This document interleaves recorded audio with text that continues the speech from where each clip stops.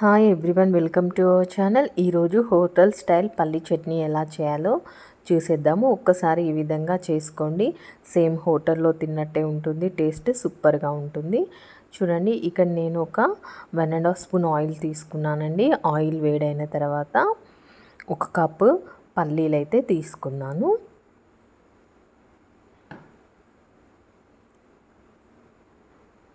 చూడండి, పల్లీలు ఇలా వేసుకొని ఆయిల్లో మనం బ్రౌన్ కలర్ వచ్చే వరకు ఫ్రై చేసుకోవాలి.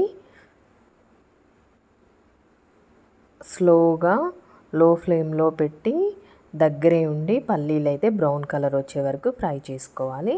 చూడండి, ఇలా పల్లీలు మంచిగా బ్రౌన్ కలర్ ఫ్రై అయిన తర్వాత ఒక 6 పచ్చిమిర్చి, ఒక 2 ఎండుమిర్చి వేసుకున్నానండి. మీరు మీ కారానికి తగినట్టుగా వేసుకోండి.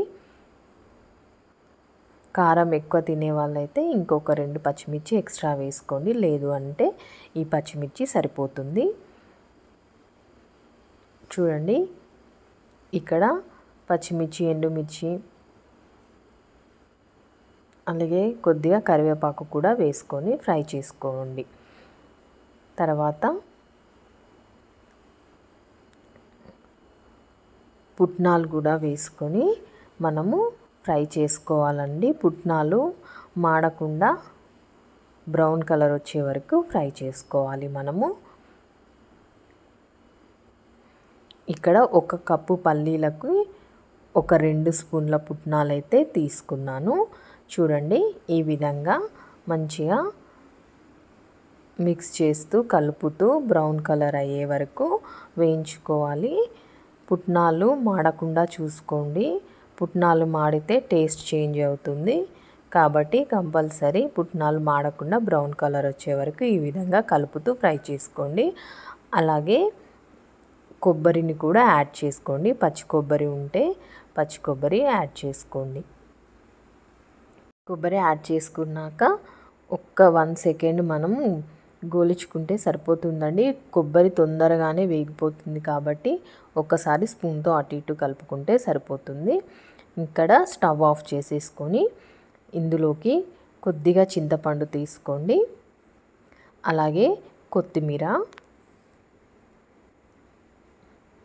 ఒక 6-7 వెల్లుల్లి కూడా తీసుకోండి.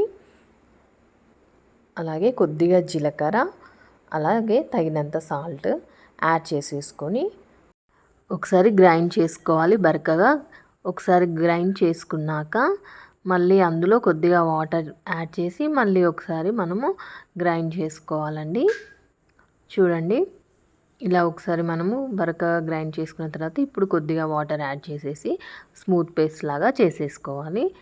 చేసుకున్నాక మళ్ళీ మిక్సీలో కొన్ని వాటర్ వేసి ఒకసారి బ్లెండ్ చేసేసుకొని వాటర్ని కూడా ఇందులో యాడ్ చేసుకోవాలి. కొంచెం లూజ్గా చేసుకుంటేనే బాగుంటుంది చట్నీ అనేది.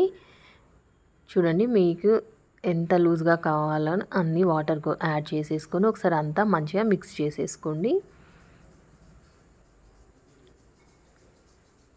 కొన్ని వాటర్ వేసి మళ్ళీ బ్లెండ్ చేసేసి ఆ వాటర్ని ఇందులో మిక్స్ చేసేసి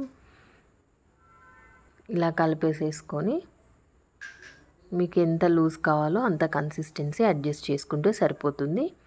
చూడండి, ఇప్పుడు పోపు కూడా వేసేసుకొని పోపుని ఇందులో వేసుకుంటే అచ్చం హోటల్ స్టైల్ పల్లీ చట్నీ లానే ఉంటుంది టేస్ట్.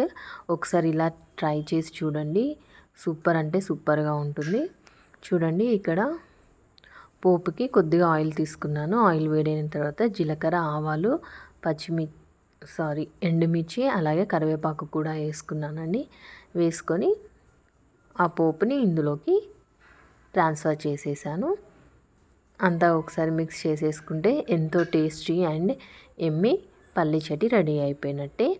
నా రెసిపీ మీకు నచ్చినట్లయితే తప్పకుండా మీ ఫ్రెండ్స్ అండ్ రిలేటివ్స్కి షేర్ చేయండి, లైక్ చేయండి, నా ఛానల్ని సబ్స్క్రైబ్ చేయండి.